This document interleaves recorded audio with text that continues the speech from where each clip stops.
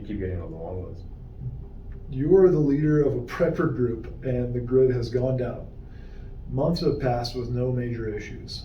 One day, one member of your group asks for permission and your blessing to take a second spouse.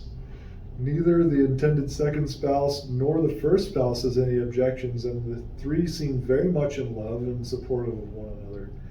Do you agree with this union and why?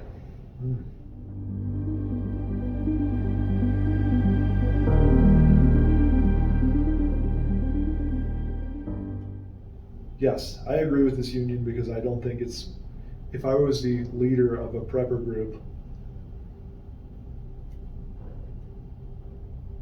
even if there are some social issues and some social norms that would need to be maintained, I don't see that as one that would start to put the survival of a large group like that at risk, at least in the terms of surviving for a couple months.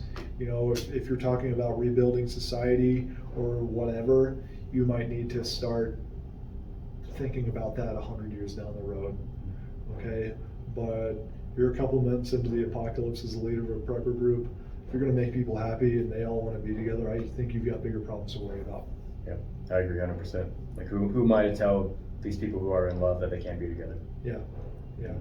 You know, it's all about when you're talking about a situation like this where it is the apocalypse or shit has hit the fan, what's the word I'm looking for? Group morale is very important. And if you have these three people who are basically told they cannot be together, obviously their morale is going to be incredibly low, and that's going to lead them to do rash things like leave the group, try to harm the group in some kind of way, or etc. So yeah, for under no circumstances would I tell them that they cannot be together.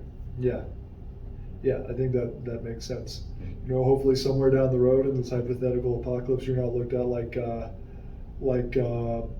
you know, any crazy, you know, some kind of cult leader that made crazy rules for their followers, you know, because in the moment, a couple months down the road, some people want to be together, big whoop.